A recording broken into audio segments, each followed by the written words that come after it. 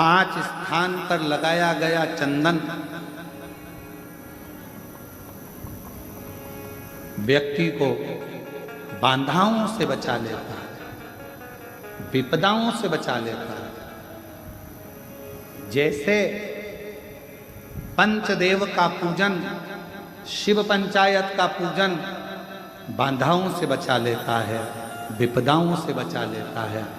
कई कई मंदिर ऐसे होते हैं जहाँ पर शिव पंचायत नहीं होती है, कई कई मंदिर ऐसे होते हैं जहाँ पर शिव पंचायत के देवता नहीं होते हैं।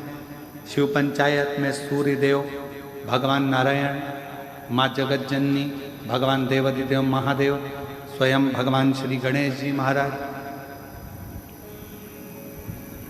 ये 5 देव शिव पंचायत के मूल देवता माने।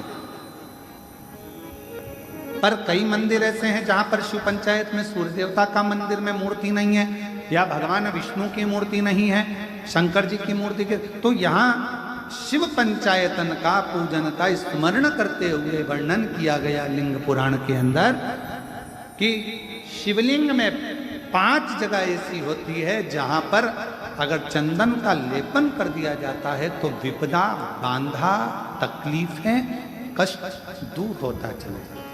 5 स्थान बताए, उसको समझिए।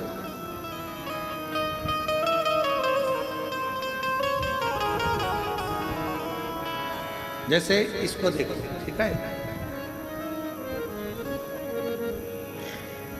ये शिवलिंग को अपन मान लो, इसको जलाधारी मानो जहां से जल बहता, ठीक है। ये गोल भाग जलाधारी जिस पर शिवपिंडी रखी है, यहीं पर अपन गणेश जी, कार्तिकेय का स्थान, बीच में अशोक सुंदरी का स्थान मान रहा। अब इसको समझिएगा।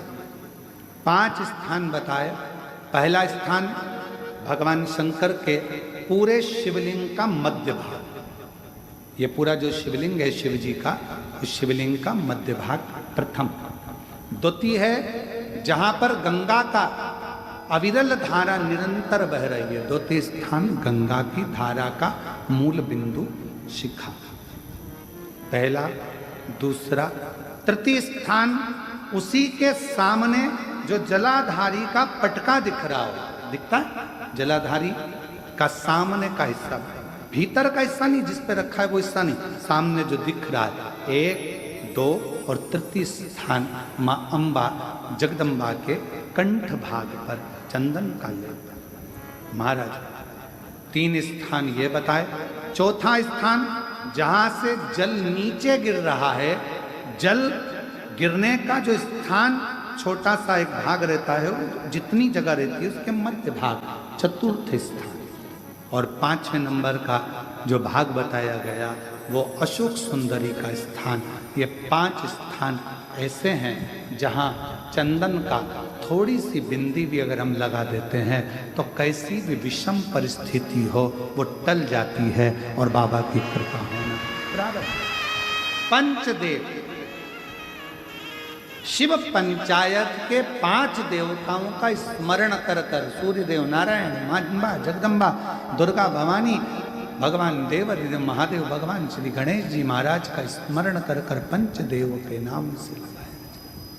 पंच नहीं है अपने मंदिर में, शिव पंचायत नहीं विराज रही है या शिव पंचायत है नहीं, अपने मंदिरों में शिव पंचायत की मूर्ति नहीं है, तो हम 5 स्थान पर लेपन कर सकते।